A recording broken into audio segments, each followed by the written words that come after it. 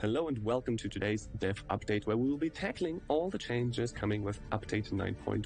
So very soon, if you're watching this live during the open, I hope you enjoyed the game so far. Exciting finals coming up next. If you're watching it on YouTube afterwards, hello YouTube, and the patch will be even closer for you. It's coming Tuesday, as we all know, and today we'll first tackle a few of the bug fixes that we're introducing with this patch. Then I've got my friend Legion joining me to go over the balance changes included in this update. And after that, we'll join Shoop and check what his shop has to offer with the upcoming update as well. Taking a look into the near future as well on that segment. And then at the end, we've got something special prepared for you. So you don't want to miss it. Stick around. And yeah, I think we'll just get right into it. We'll start with bug fixes. It's a nice little list of things that I just wanted to highlight. They're also going to be in the patch notes, which will release tomorrow on Monday. So if you're watching this live, tomorrow patch notes are coming out. If you're watching it on Monday on YouTube, you know that the patch notes will arrive today. Maybe they've arrived already. Anyways, let's start with the first one. So the first important highlight is that Dead Man's Tongue will no longer show the deck in order, so it's going to work as it was originally intended. No more basically being a better maxi.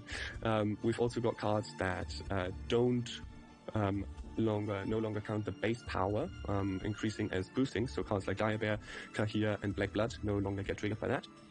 We've got Mage Assassin, which can no longer be summoned by the opponent's turn. So during the opponent's turn, if they move Mage Assassin to the top of your deck... No more Mage Assassin, no. Ethereal will now properly transform demons.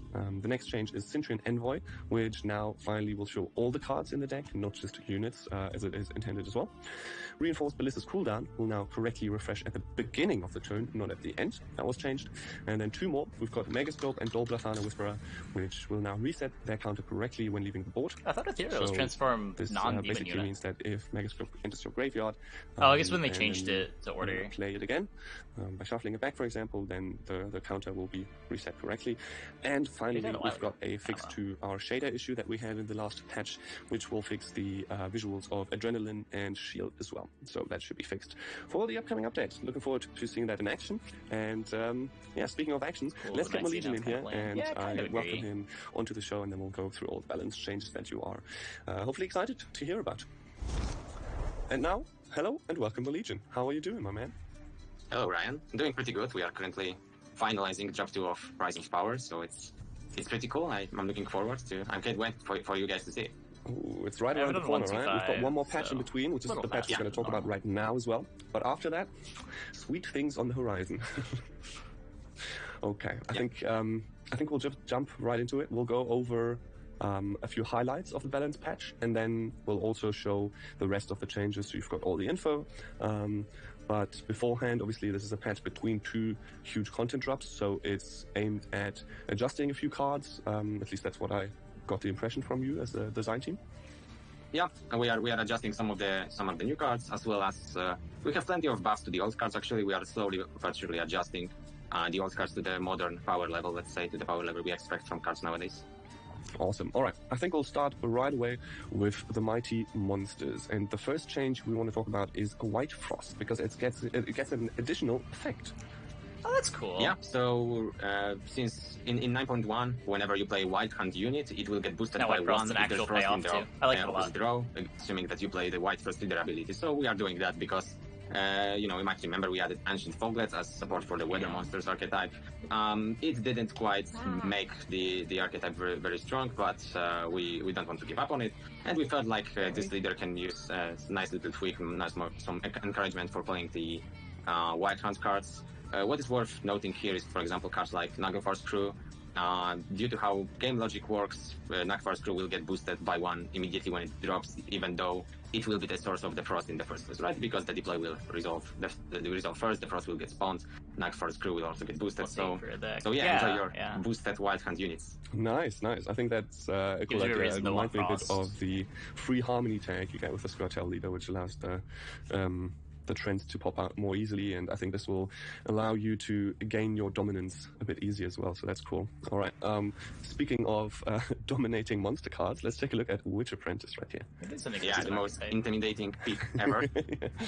So Witch Apprentice, of course, very strong card, very high potential. I prefer this change to nerfing its power. We want this card to have a weakness. The weakness is supposed to be the short round of the cards, and the fact that you kind of need to play a bunch of other cards from your hand before you can commit this card safely without it getting killed.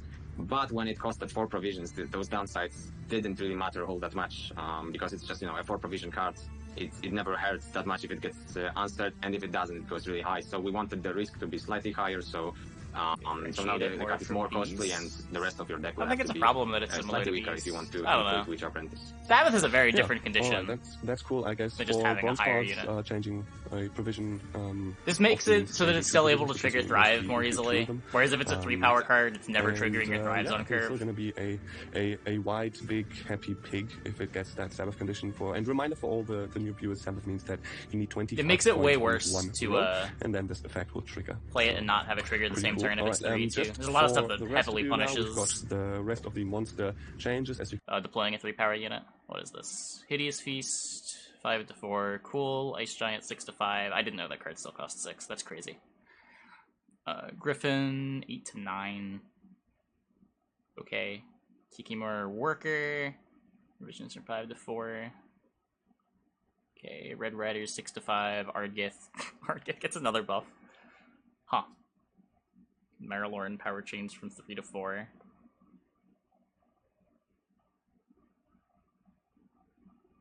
The Ardgith buff probably matters a little bit. I don't know if the rest of these matter much. He just used an organic, right? That could matter for Arrakis decks. Kikimor Worker could matter, just another 4P that triggers Thrive. Probably replaces Noonwraith most of the time.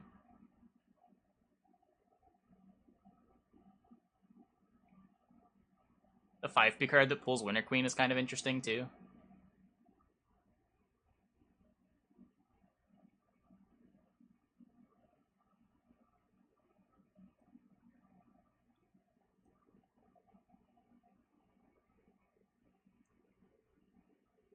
Yeah, I think the only irrelevant ones here are like Marilorn, Griffin, and Ice Giant. They're the only ones that don't inspire some kind of thought.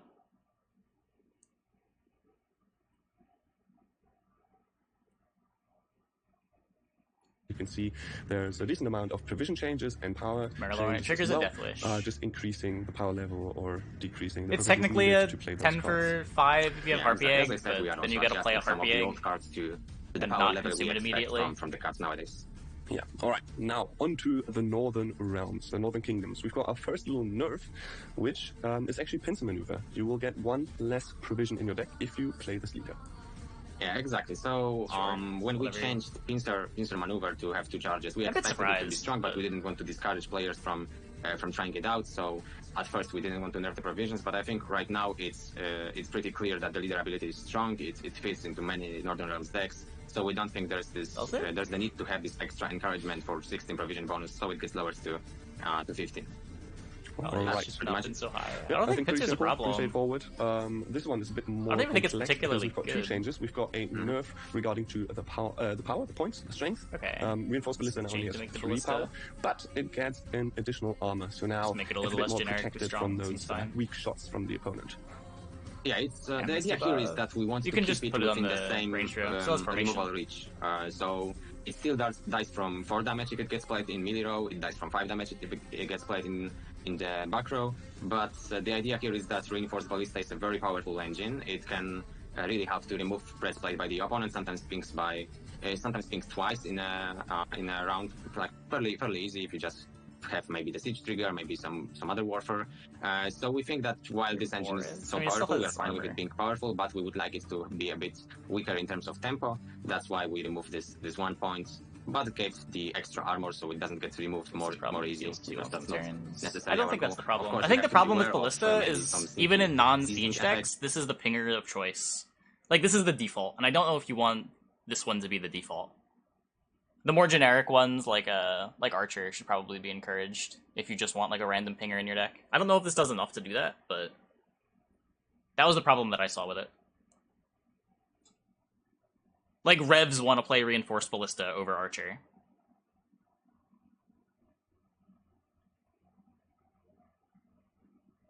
Yeah, it means it's less points in a short round. Still better than Archer. Yeah, I don't know. Like, it's still about as...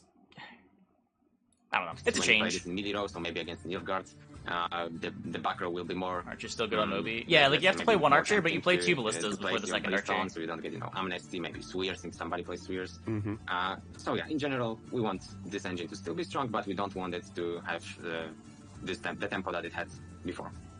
Awesome. In addition to that, we've got a few more changes. I think one thing to...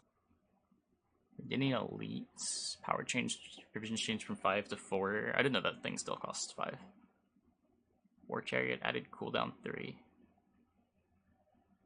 Wait, what? I get to bleed and move something every 3 turns? That's interesting.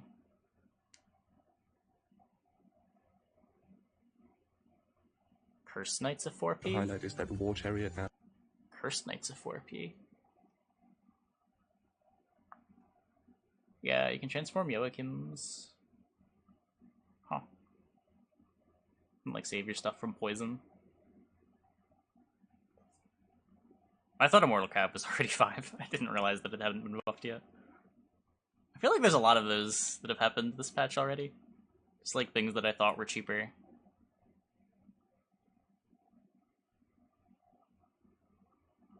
Now has a cooldown, which obviously means it's not going to have a deployability, but rather an order with seal. So basically allows the card to do the same thing as it does right now, with the addition of having a cooldown, so you can potentially do it again.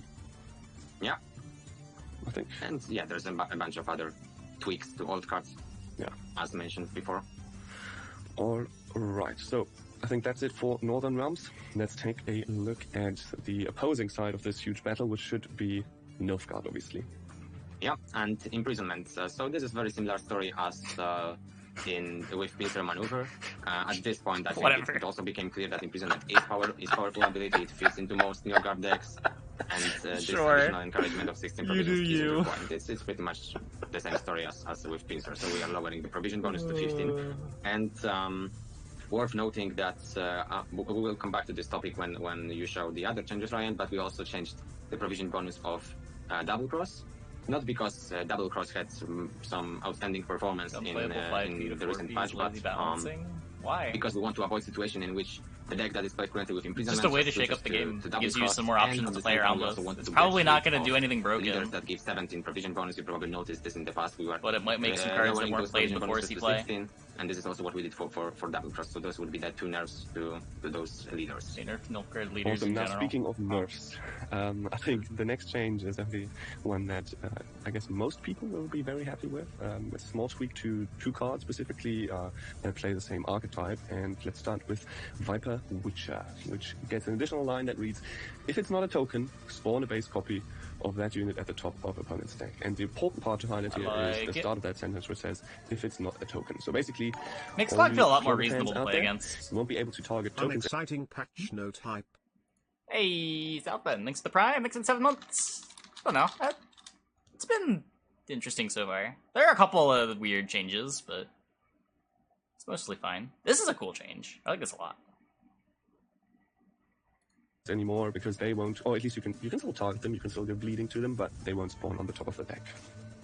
Yeah, it's worth noting also, I just noticed there's no adrenaline condition here on this graphic, but the adrenaline condition is totally fine. It's the adrenaline 6 as it was before, and the only change here is that you will not be able to shuffle tokens. I don't know, Nilfgaard's faction identity, just having garbage leaders. You have some more ways of playing around the clogging cards. Basically, you can open with tokens. You can only play the bronze cards that you don't mind getting shuffled into your deck, right? Because opponent won't be able to just target the token and give you a very, very bad card you never want to play. So yeah, at least now if you get a so-called bad card, it will be a bad card that you... They want the range to be yourself, right? whatever. So, sure. I mean, that's fine. It will have some use. Exactly, and I mean, I don't know what they gain from narrowing the range. As well, you can play your special cards and spawn those Trents or Treants on the row, and build an army of trees that the opponent can't really. White Frost buff sounds cool. And yeah, it's kind of nice. All right, one more Nilfgaard change that we want to highlight this patch is Blightmaker, because Blightmaker is getting a provisional change. It now costs 6 provision to include on your deck. Exactly, yeah. So obviously, Blightmaker and Mage Assassin combo is very, very still powerful. the most efficient bronze spinning in the game. The most powerful bronze combo in the game. And our intention for the combo is that we do want it to be very strong, but we want it to be strong in decks that benefit a lot from hyper-tuning strategies. So we don't really want it to become a staple in decks like Masquerade Ball deck, right? Just used for finning. It's still a staple there. You know, nobody cares that your Joachim the Vet can be bricked by Mage Assassin. You just play it anyway because it's so worth it. So what we did here is we nerfed its provision because it allows us to do one thing. It allows us to nerf Blightmaker in decks like Masquerade Ball without nerfing it too much in decks like Hyper. I think this is in compensation for. I don't think I've ever reacted so casually to a card going from 5 to 6p. God, this card is nuts. The Blightmaker nerf, we can give some provision buffs to cards that are played exclusively. It's usually such a gigantic nerf. In the Hyperfin decks. You will see this in a moment when you show the graphic with other changes. So, for example, Mage Assassin nerf would have been better? Oh, I completely disagree. I think Mage Assassin you can do some other things with, and it's fine at 4p. I don't know if you're doing much else with Blightmaker. Like, you can Mage Assassin with the leader, you can Mage Assassin with, like, Bikavara Novice.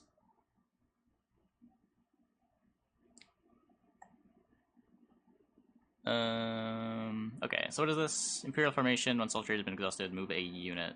Oh, sweet. They're not just Soldier locked anymore? Double cross. 16, sure. Diplo. Diplo's a 4p? Huh. Elf Knight gets a point. Ardfane Tortoise to 4p? Ooh. Mage Torturer to 5 power. Albric Prov buff.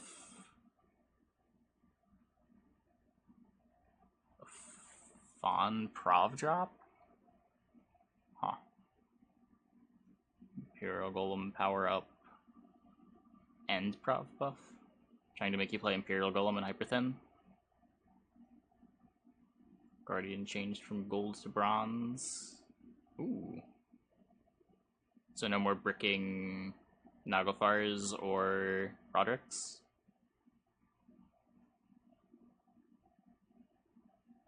Wait, why is that green?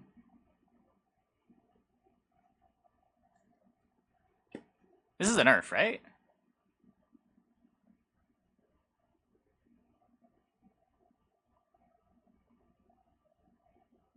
Is there some context to this that I'm not thinking about?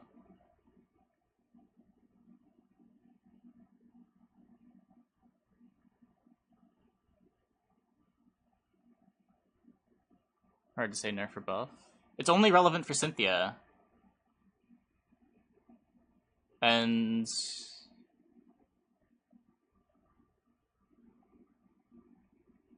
you would there's cards that would make you want it to be gold.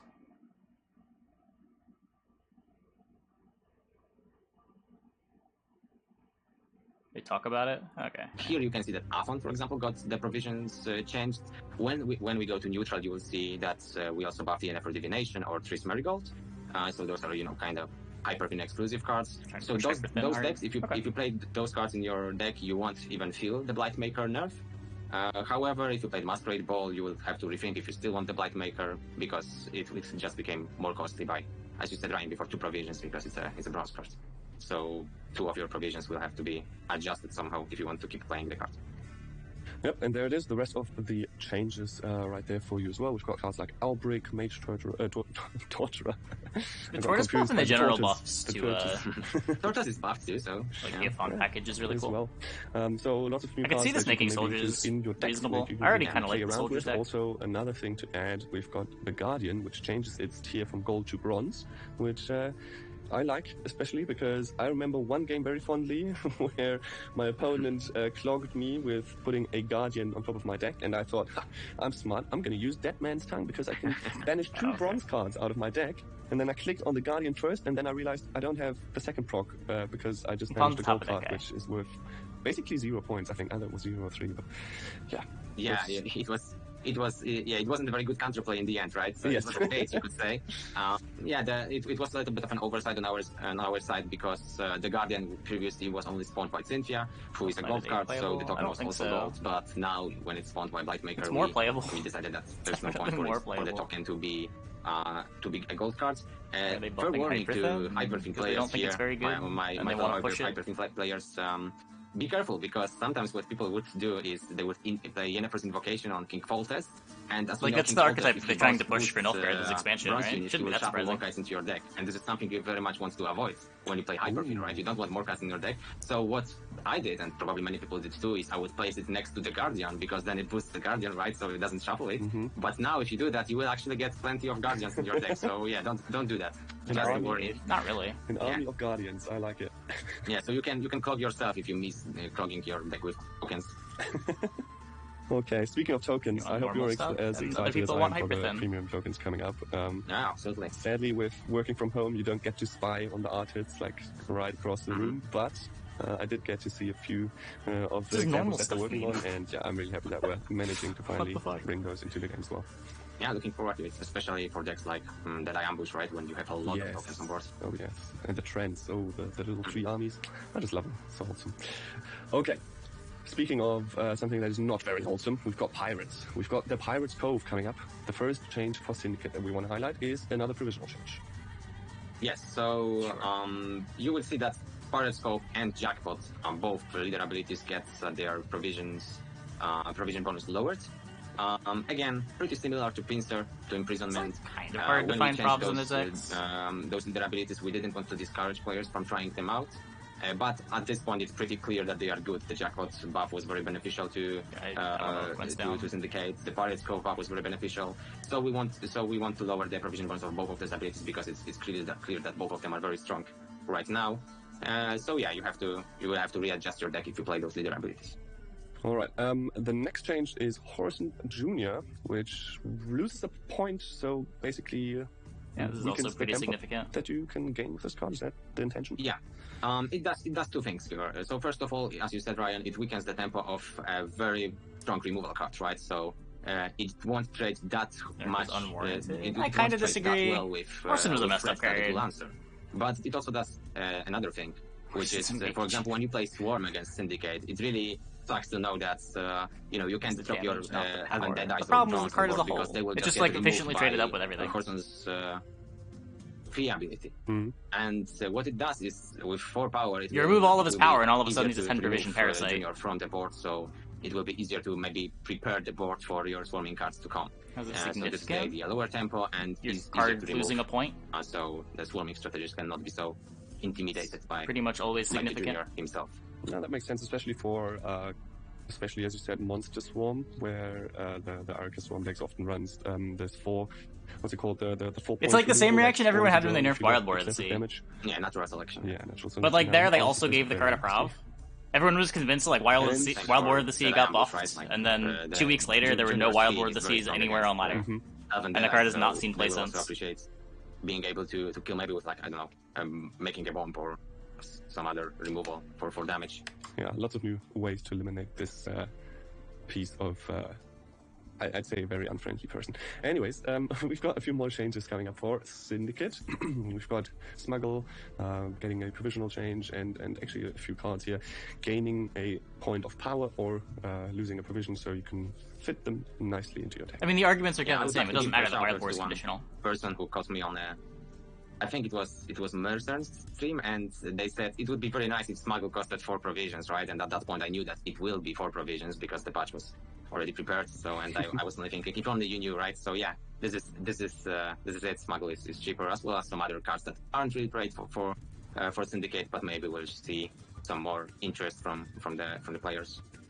Awesome. Now, we've got 2 factions left, but we agreed earlier that there are no major changes that we want to highlight. Smuggle, Shore, Arena Ghoul, kind of cool. Just get a 7 for 4 and off the books. Arena and Drega, whatever. Cleaver's Muscle, sure. Bloody Good Friends. Makes Collusion a little better. Maybe like a Raucous Tech. That was the thing people have done before.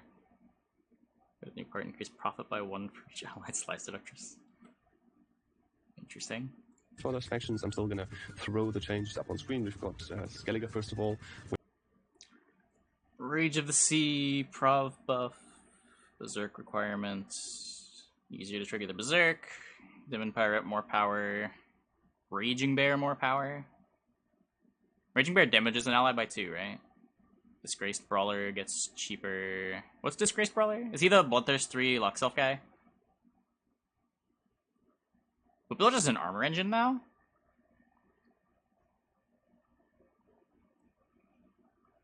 Huh. Kind of interesting. Boat Builder, Axe Wielder. Yeah. That's cute. It's like 3 cards, but if you have Priest, Boat Builder, Axe Wielder, you add an armor to the Axe Wielder every turn, Priest removes the armor, you deal 2 damage. I guess that's not actually that good. It's what, 4 points per turn for 3 cards?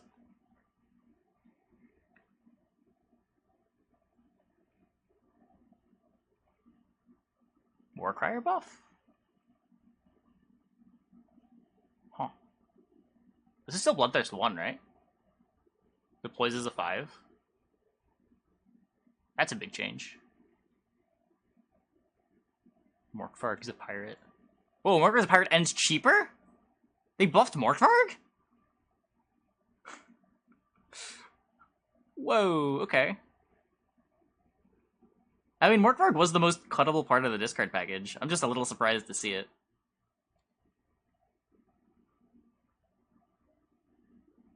Did they buff Aileron too? Buff the Fawn they had to? No, they didn't. Cultists, provisions change from 5 to 4. Oh, finally.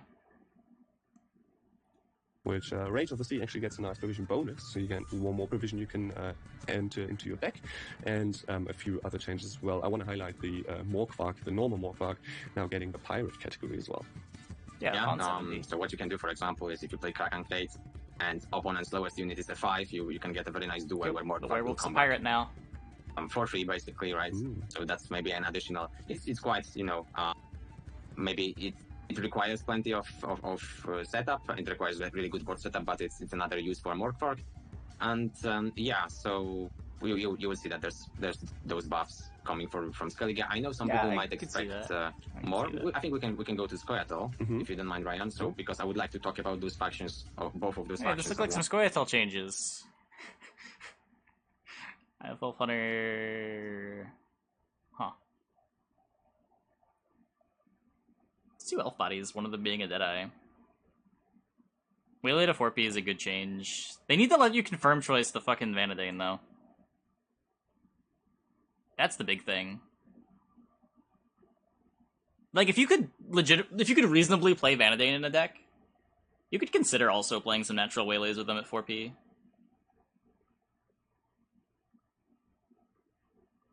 Dwarven Merc and Defender go to 4P. Merc's probably worth playing in Dwarves now at 4. Maybe you want Defender too? Maybe you're not playing Marauder anymore in Dwarves. It's like not the easiest thing to buff Mahakam Defendi. I don't know. Dolbathana Archer to 5 power. Okay. Forest Whisperer's Order is Vitality instead of Armor, and Catwitcher Saboteur power to 5. Feels like more of a buff to the location than a card that you'll put in the deck, but huh. Oh, is it shield? It's not even armor. I know some people expected more because Skellige and Scoia'tael currently are perceived as the 2 of the weaker factions. Statistically, they are a bit behind, but not by that much. But still, I'm not going to argue that the other factions are probably stronger. But the point I'm trying to make here is that while the factions probably could be buffed, we don't want to overreact yet because there's a new expansion coming soon. I mean, and we have plenty of reasons to believe that this expansion will turn the tide. It had to happen eventually. Yeah. So we'll have to see. We have to get used to the idea that the meta will be reshaped basically every 2 months quite rapidly because of new cards. So if you want Scoia'tael on top again, be patient. Maybe the next drop will bring some more glory to the Scoia'tael or Skellige. Oh, the turntables. Hunter 5P is interesting. I think that's the highest impact of the non-dwarf changes. I don't know how to evaluate the dwarf changes. Again, they were a bit old. in their evaluation. I'm happy for my half-elf hunters. In general, I think we'll see new cards added after a month after this patch as well. So as you said, lots of new tools coming, and I think some people might actually be happy that Skellige for once isn't a tier 1 or tier 0 faction. But I still enjoy playing them, especially. Actually, I got a lot of success with Scoia'tael this patch, so maybe it's not that me too, high end, but I really enjoy playing it.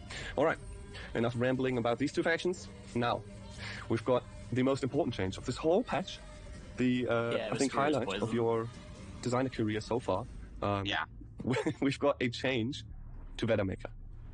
I need to add this to my LinkedIn. Yeah, most definitely. Do it. Yeah. So as many of you noticed, Weathermaker in his or Weathermaker, I'm clueless about how to pronounce it, so sorry about that. Me too. So as most of you, or maybe some of you noticed, the fluff text clearly implies that he's a druid, but he didn't have the druid stack, so they hyped up this change so much. Here, so if you want him to trigger your MF, go ahead. I'm just gonna highlight the it a ambassador's bit more, Discord. So everyone knows what we're talking about. It is the little druid tag right there in green. It is finally in the game, which means that the game is playable once again. Yeah. I thought you were zooming for the siren's forehead, and I was confused for a second. Nope. And here's the rest of the. How did they hype it? They basically said what they had said there. They were teasing it as Maligion's highlight of his career.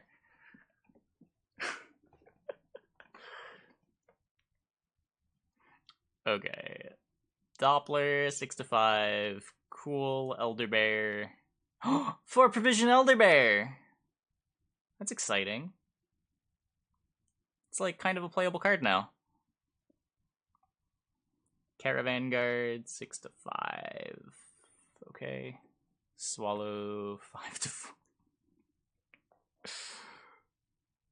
You still play Pact over Swallow, right? Just because the utility of sometimes being able to pact your opponent's unit does actually come up. More than, like, it hurts. Maybe not. Maybe not. Probably depends on the deck. Mahakam Ale, Prov's changed from 5 to 4. It's cool for Viper. Oh, Swallow and Alchemy? I didn't know that. Okay. That's big for Getty then.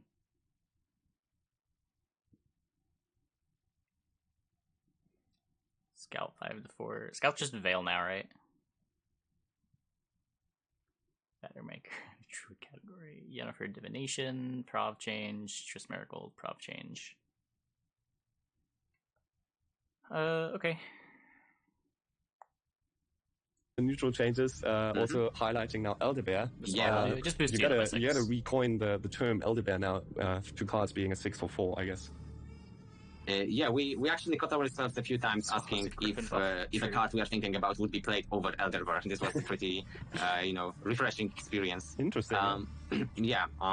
So we will see plenty of again changes to the old cards yet. Probably plenty of people will ask about the Wolfpack and Peasant Militia. Their time will come. We have some ideas for them, so don't worry, they are not left out. They're not forgotten. Yeah, but for now, Elder Bear just got a provision buff. And I don't know. As you can see, Yennefer and Triss Miracle, right? Those are the buffs I mentioned when I talked about Blightmakers. So if you played those two cards in your deck and you played Blightmakers, the buffs and nerfs basically even out, right? It won't affect your deck at all. And also very important to highlight, Mahakam Ale is now 1 provision cheaper, so I'm always happy if the ale prices go down. And you can save a coin. You can save a coin on that. All right. Yeah. I think that's all the changes that we wanted to highlight, or we wanted to go over in this patch specifically. Personally, obviously very excited for the next update after that on the horizon, but I think this one will freshen up the game, allow a few new cards to enter decks and swap things around. So looking forward to that specifically. So thank you so much for enlightening us. Thanks Ryan for inviting me, and I guess see you when... I don't think it says like right, end of the world is to the chat's making it sound, or chat made Reddit sound like we've got it's another finals coming up. Before that, let's take a look at a few fresh products. And there's one final highlight at the end of this. You don't want to miss it, so let's see. Yeah, don't miss it. All right, thank you very much, Malegion, and you will now be replaced by another friendly character. We've got Shoop on board. Hello, and welcome, Shoop. We're going to take a look what Shoop has to offer coming with the next patch on Tuesday. First of all, one thing that Ola definitely wanted to highlight, Ola is our very friendly product owner that takes care of deciding what enters the shop and what leaves, and I think she brought some really awesome stuff with her for this patch. So first of all, we're bringing back that's the change that I would have liked if they wanted to do something about it. Bundle. Those will be available on Tuesday as well. Look, Shoop, it's you. It's you. You can actually buy yourself in your shop now. Yeah, very cute as well, and the board is awesome. Pretty sure yesterday I said I prefer Biggie go to 5p. Next, we've got then 5 two power skins coming back. We've or like 5 power on the play. Both getting another. I said it didn't need to happen, and I still kind of stand by that. And but as much as I like, they're gonna do something. I'd rather them do that. It's Radovid Africa. It is Azericanian Radovid, and I think there's very few skins that can beat that. So yeah, if you don't have it yet, it will be available starting Tuesday. Taking a look at some esports products, this is the Great Oak board. It will join the Great Oak bundle as products that contribute to the World Masters prize pool. So if you buy this, you will be contributing to the prize pool. No, people complained about it really loudly. Which will happen in December this year, December 2021. And yeah, it's a nice board to go along with your card pack. It's got some nice visuals. I won't spoil anything that's happening on the board, but you can see a little preview here, and then on Tuesday you can see the full board in action. Looking into the future, so this next product won't actually be available with 9.1, but we wanted to highlight it here anyways because it is part of the esports cycle, and it is the pack, the summer pack that will be available with 9.2, so actually same time that the next expansion part drops. And this can includes a coin, the summer coin, that correlates the next open theme, open number 3, which will have a summer theme and a little bit of Metroid powder on top. So that's very nice. Now, I think that's enough of this. Thank you very much for watching, and thank you, Shoop, for enlightening one of your shop. I guess like the Deadman's Tongue nerf is pretty big. You, or at least talk about it a little bit. And I guess Nilfgaard decks lost like 3 props. Syndicate decks lost. We've got something very nice prepared for everyone that plays Gwent out there, and it is connected to the upcoming WitcherCon. WitcherCon starts next Friday, so don't miss it. It's right around the corner, right behind this next patch. Didn't they nerf Jackpot by a And I won't spoil anything major. Oh, they nerfed Jackpot and Cove by a prov. I was itching to speak about it, but Vlad said nope, and Pusha told me no major leaks yet, but I managed to get something for you because starting Tuesday, so with the patch 9.1, there will be a new card, a brand new card that we haven't talked about yet, lost a point joining the game, and it is a little bit of a different distribution than usual, so you won't be able to craft the card on Tuesday. You will actually be able to craft the card the Tuesday afterwards. So 1 week after it's released, you will be able to craft it, and that is because we want to save your resources for you. So because Friday on WitcherCon, starting with WitcherCon, you will be able to get this card completely for free, no extra costs. So before anybody that misses this announcement sees the new card and crafts it immediately, and then sees on Friday, hey, I can get this for free, why didn't you tell me? We actually disable crafting until after the event ends. So next Tuesday, once WitcherCon is over and this whole claiming this card is in the past, you will be able to normally craft it. And also, yes, it is already in the packs because if you get it by chance, you can already play it. But yeah, on Friday, everyone will be able to get it for free. And I think it's time to take a look at this brand new card. I think some people might actually recognize the art, and it is called Sunset Wanderers. Okay, I'm gonna pause this for a second. Look at chat. Make sure chat's molding with me too. We're gonna open so many kegs, everybody. So many kegs. If this card starts in the leftmost position of your hand. Okay, so it moves to the leftmost. At the beginning of your turn, while in hand, move self 1 position to the right, and boost self by 1. At the end of your turn, if you haven't passed and there are no cards to the right, summon self from your hand to a random allied row. Then draw a card. What am I reading? What?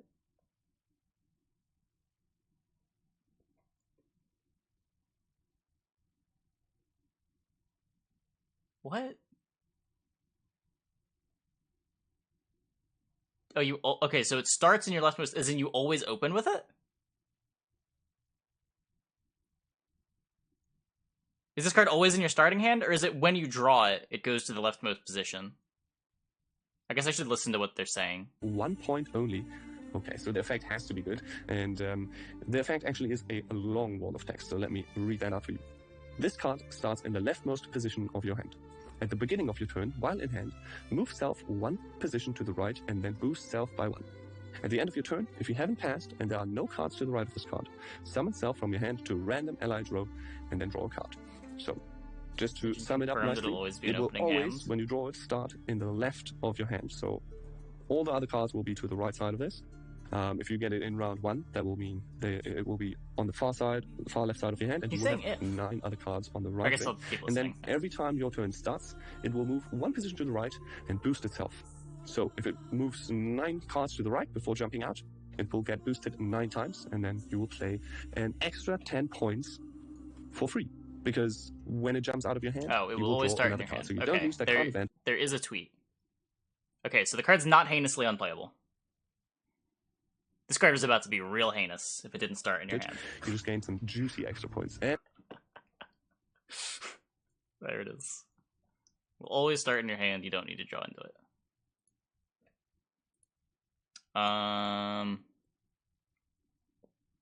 Okay. So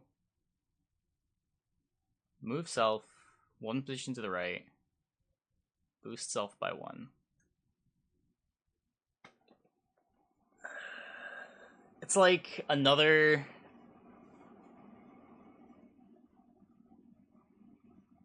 It's sort of like another Roach, but more points, and you have a little control over it.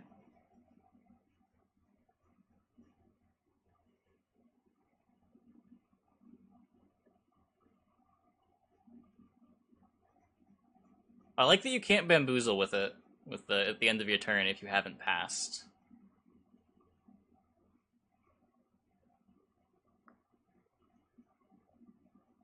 It's like 6-point draw card. Well, it's not fair to say that it draws a card, because it comes out for free. Like, it's not taking your card per turn to draw a card.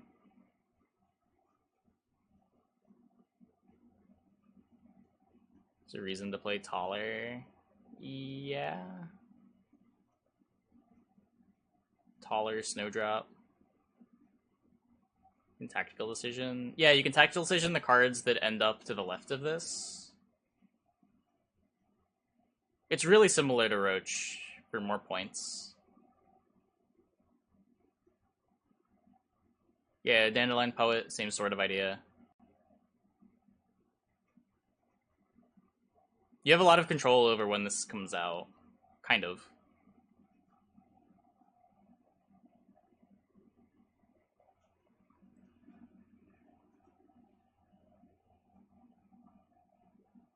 Yeah, you're not easily getting this to 11. No tempo in round 1? I don't think it's that hard to pull it in round 1. This comes out at like turn 5. If you keep playing the cards to the left. I keep playing the cards to the right. It's in a hand slot, countered by the Nilfgaard card. This is never getting dropped by that Nilfgaard card. How big are you expecting this to get? This is probably like a 6 or a 7 tops.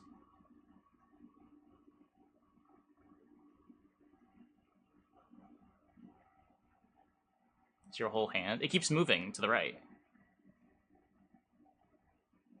So every turn you play a card and this moves 1 to the right.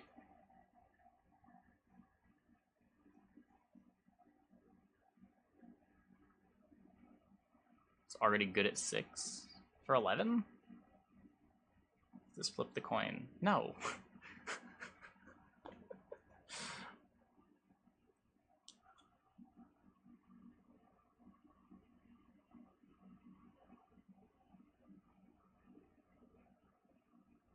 You don't play it. It's a trigger.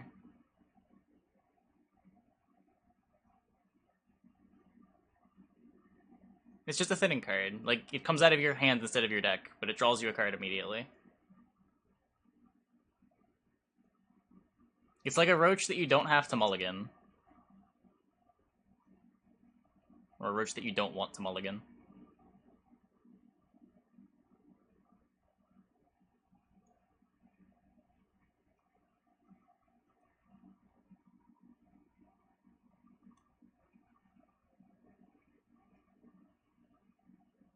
Oh, yeah, if you pass the turn, this would come out. It boosts, but doesn't come out.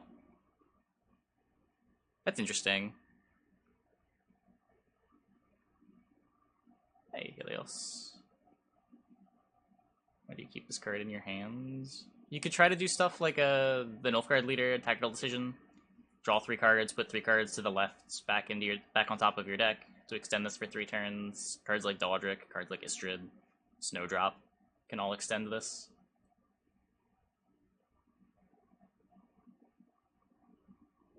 Mata extends it, yeah.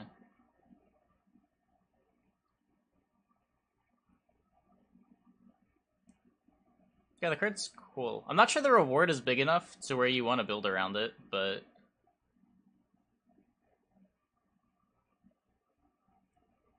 Huh. Costs 11.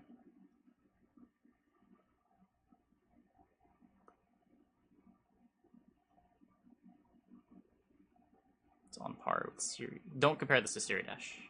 Why would you compare this to Siri Dash? They're not even remotely similar.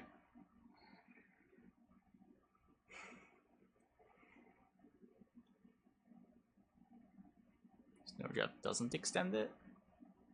What? Yeah, it does. You draw 2, which go to the right, and then you put back 2 cards there to the left.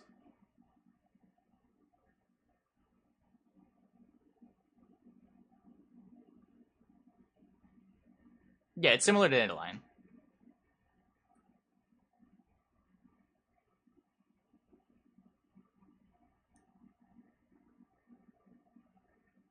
But, like, you wouldn't compare Dandelion Poet to Siri Dash either.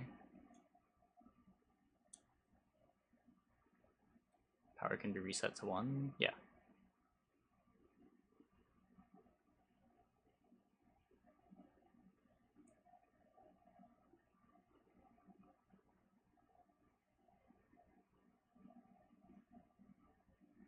It's clearly a Master Mirror card. Why?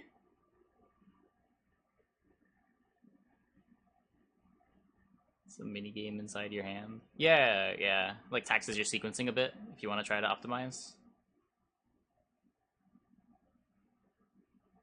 What about the card art? I guess the card art's cool. I don't know.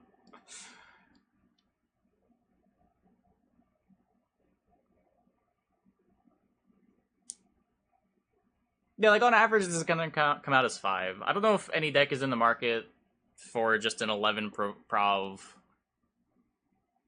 5 power Roach that you don't want to mulligan.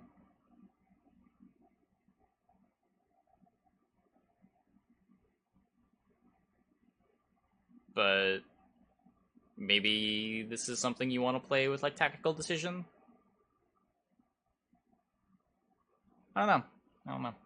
And what I really like is you can... This one really makes you think. When it comes out, right? You can play cards on the left of it, so it takes longer for it to jump out, which means it will also be more points. Or you can play plus cards 1 on in the which right of it. You're never getting Erland points on this. It has the opposite effect. It will go quicker, it will have less points, but maybe surprise your opponent when it comes out. And very interesting game mechanic to play around with. Sure. And obviously the card art is the same as our key visual for Skellige Journey. You can see Geralt and Dandelion there on the horse. I guess it's just Geralt on the horse and Dandelion just walking past singing a song. Yeah, very, very pretty, and I'm excited. Joining the game on Tuesday, so again, to recap, you will be able to get it completely for free during WitcherCon. It only boosts while it's in your hand. Weekend, this card will be yours for free. So you want to keep it in your hand. And after that, the Tuesday after that, you will be able to craft it completely normal as any other card. So that is Tuesday the 13th. Until then, I'd say this concludes our update for today. No more patch information. That is it. That is all the juicy info we've got for you. I hope you're excited for the upcoming update. And it's a weird card to try to play in round 3 too. Yeah, because drawing a random card from your deck in round 3 tends to be pretty weak. At least if you're watching this live on Twitch right now, you just got a bunch of bronzes left over. Final. So without further ado, I'm going to throw it back to the casters and hope you enjoy the upcoming game. And obviously, good luck to both finalists. And if you're watching it on YouTube, I hope you enjoyed the Open. You can maybe watch the Open recap if you haven't watched it yet. Other than that, patch is coming tomorrow on Tuesday. Hope you enjoyed this video, and we'll see you soon. Goodbye.